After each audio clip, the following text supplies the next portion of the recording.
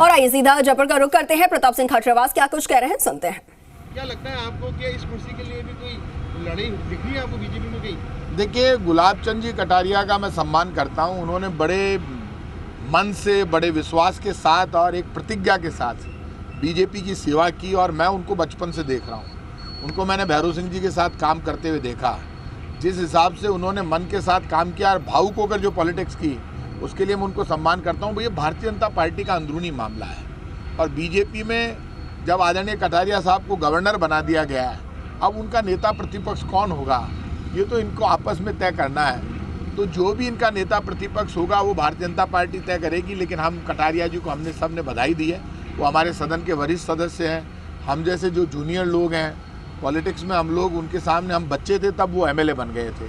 तो वो बहुत सीनियर आदमी है, मैं उनका बहुत सम्मान करता हूँ और हम सब उनके अच्छे फ्यूचर की कामना करते हैं। आसाम का राज्यपाल उनको बनाया गया है, तो निश्चित रूप से उनसे प्रेरणा मिलती है ऐसे लोगों से जो डेडिकेशन से काम करते हैं। परंपरा तो ये है कि सीएम के रिप्लाई से पहले बजट का जो रिप्लाई है अगर प्रतिपक्ष के नेता बोलते हैं, लेकिन अब नेता का अता पता नहीं है, तो ये क्या आपको नहीं लगता कंफ्यूजन की स्थिति है उसमें? और राजस्थान की राजनीति से कितना असर पड़ेगा, क्योंकि अब जो अगर अध्यक्ष बन जाएगा, क्या संगठन में बीजेपी का नहीं, हमारे बीजेपी में कौन नेता प्रतिपक्ष बनता नहीं बनता इससे कांग्रेस के कोई फर्क नहीं पड़ता, क्योंकि बीजेपी तो आप खुद जानते हैं राजस्थान में जनता का विश्वास खो चुकी है।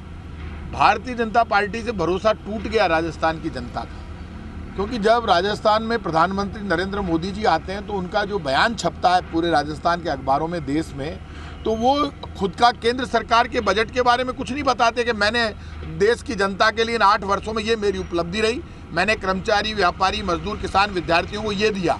वो तो कांग्रेस पे चार्ज लगा रहे हैं, विपक्ष के नेता की तरह कह रहे हैं कांग्रेस सैनिकों का सम्मान नहीं करती। अरे भाई साहब, ये जो पूरा सैनिकों का स्ट्रक्चर है, सैनिकों का जो स्ट्रेंथन है, सेना को जो ताकत है, सेना की जो सुविधाएं हैं, वो सब कांग्रेस पार्टी ने ही दी है। कांग्रेस, देश की आज़ादी के तुरंत बाद कांग्रेस ने ही देश को संभाला और जो पूरा शासन किया।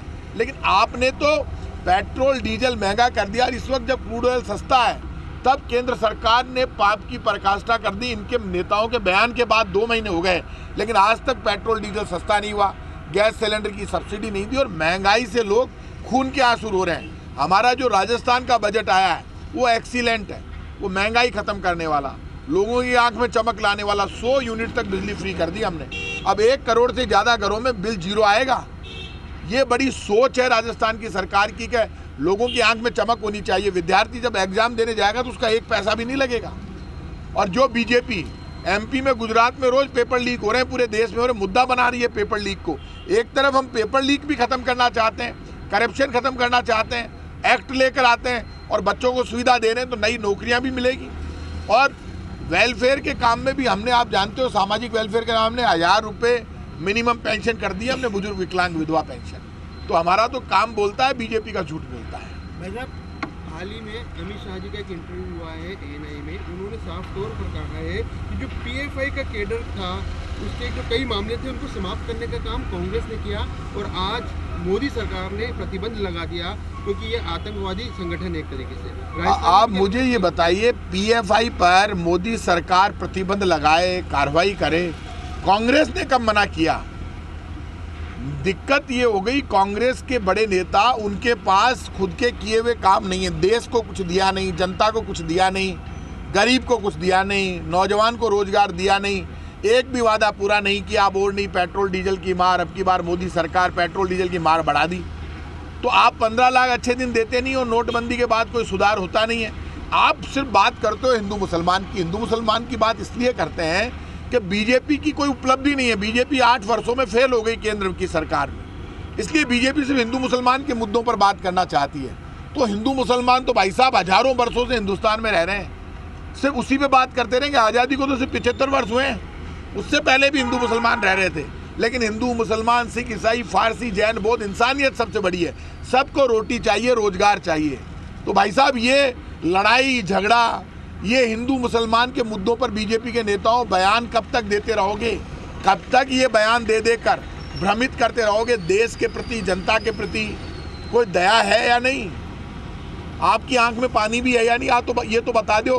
देश जानना चाहता है आंख का पानी क्यों मर गया बीजेपी के नेताओं का। भूख दिखाई नहीं देती, गरीबी दिखाई नहीं देती, दर्द दिखाई नहीं देता। भ्रष्टाचार दिखाई नहीं देता, एक भी वादा पूरा नहीं करते हो। अब चाहते क्या हो देश से? ये पीएफआई वीएफआई हमें क्या लेना देना कांग्रेस को इन सब चीज़ों से? कांग्रेस अपोजिशन में है। राहुल गांधी ने मुद्दे उठाए हैं, ज्वाइंट पार्लियामेंट्री कमेटी की मांग की लोकसभा में, और ये कहा कि अडानी ने इतना बड़ा घोटाला कर दिया, आप ज्वाइंट पार्लियामेंट्री कमेटी बना दो। यहाँ पे इनके उपनेता प्रतिपक्ष ने विधानसभा में इतना बड़ा चार्ज लगाया, इतना बड़ा बयान दे दिया कि अडानी को राजस्थान की सरकार ने जमीनें दे दी। इन्वेस्टमेंट पॉलिसी में यदि राजस्थान की सरकार ने अडानी को जमीनें दी है तो लोकसभा में देश के नेता, कांग्रेस के नेता राहुल गांधी ने डिमांड की है, कांग्रेस ने डिमांड की है कि एलआईसी का और बैंकों का पैसा केंद्र सरकार का खजाना अडानी को दे दिया केंद्र की मोदी सरकार ने। तो आप इस सारे मामले की जांच ज्वाइंट पार्लियामेंट्री कमेटी से कराएं। और सुप्रीम कोर्ट में इन्होंने हल्फनामा दे दिया, केंद्र की सरकार ने कहा हमें जांच कराने में कोई दिक्कत नहीं है। तो आप लोकसभा में तो मना कर रहे हो, लोकसभा में तो आप जांच कमेटी जेपीसी बनाने को तैयार नहीं हुए, सुप्रीम कोर्ट में आप हल्फनामा दे रहे हो। आप डर क्यों रहे हो? यदि राजस्थान में कुछ हुआ है तो उसकी भी ज्वाइंट पार्लियामेंट्री कमेटी जांच कर लेगी। और जब ज्वाइंट पार्लियामेंट्री कमेटी बनेगी अडानी घोटाले पर, तो उसमें तो कांग्रेस बीजेपी के सबके एमपीज होंगे। तो आप डरिए मत, बीजेपी के लोगों, घबराइए मत। और आप सुप्रीम कोर्ट में जाकर कह रहे हो, आज अखबारों में छपा है कि केंद्र सरकार के एडवोकेट ने सुप्रीम कोर्ट में कहा कि यदि अडानी मामले में कोई कमेटी फॉर्म करनी पड़ी तो हम जांच कराने को तैयार है। तो फिर आप लोकसभा में क्यों मना कर रहे थे कांग्रेस के नेताओं को, राहुल गांधी को? आप बोलने नहीं दे रहे। आपके लोकसभा अध्यक्ष कार्यकर्ता बनकर वहाँ काम करते हैं और राजस्थान का भी अपमान कर रहे हैं। ऐसे लोकसभा अध्यक्ष मैंने पहला देखा जो बोलने ही नहीं देता। पार्टी के कार्यकर्ता बनकर लोकसभा अध्यक्ष काम करने लगे तो आप बताइए लोकसभा चलेगी कैसे?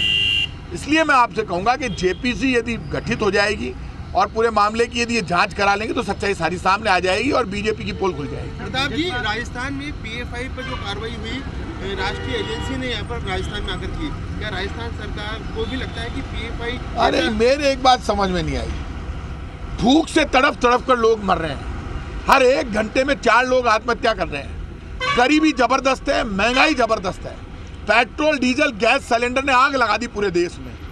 और बीजेपी मीडिया के जरिए पीएफआई लोगों को यही पता नहीं क्या है ये पीएफआई। मैंने खुद ने पता किया पीएफआई का अर्थ क्या था, मुझे बताया पॉपुलर फ्रंट ऑफ इंडिया। अरे कौन सी पीएफआई, कौन सी बीजेपी, कौन सी कांग्रेस, कौन सी आरएसएस? भूखे को रोटी चाहिए। कांग्रेस देश की जनता की आवाज बनकर कह रही है यार इधर उधर की बात करना बंद करो, रोटी पर बात करो, रोजगार पर बात करो, गरीब पर बात करो। तड़फ रहे हैं लोग। हर इस देश में हिंदू मुसलमान सिख ईसाई पड़ोस में रहते हैं, गांव गांव में रहते हैं, सबको रोटी और रोजगार चाहिए। क्या इन मुद्दों पर बहस करते हो? शर्म नहीं आती? सिर्फ जाति और धर्म पर टकराव की बात करती है बीजेपी। इसलिए बीजेपी को तो पाप लगेगा, छोड़ेगा नहीं ऊपर वाला। देखना सरकार ने 100 यूनिट तक बिजली फ्री कर दी है, किसानों को 2000 यूनिट महीने में फ्री देने का ऐलान किया है। बिजली बोर्ड ऑलरेडी घाटे में है, कोयला तक खरीदने के लिए काफी मुश्किल हो रही है, कैसे इस घाटे की पूर्ति करेंगे? एक बात आप मुझे बता दीजिए, आज भूख का, बेरोजगारी से आत्महत्या कर रहा हो, तब आप ये बात करते हैं। सरकारों का अपना मैनेजमेंट होता है। और 100 यूनिट तक बिजली फ्री हुई तो उस गरीब से जाकर पूछो, आप उस मीडियम क्लास से जाकर पूछो जिसके 0 बिल आएगा, जिसको पेट्रोल डीजल और गैस सिलेंडर से केंद्र सरकार जेब काट रही है, जिसको रोने के लिए मजबूर कर रही है, जिसका गैस सिलेंडर खत्म हो जाता है तो भरवाने के लिए पैसे नहीं है उसके पास। यदि उसको बचाने के लिए राजस्थान की सरकार काम कर रही तो मेरे समझ में नहीं आ रहा ऐसे कौन से लोग हैं जिनके पेट में दर्द हो रहा है। राजस्थान में खुशहाली है, खूब सड़कें बन रही है, डेवलपमेंट हो रहा है, वेलफेयर के हम काम कर रहे हैं। हम किसी के पास कटोरा लेकर गए क्या? हम केंद्र सरकार से कटोरा लेकर नहीं गए। केंद्र सरकार हमारा पैसा रोक के बैठ जाती है तो भी हम कटोरा लेकर नहीं जाते।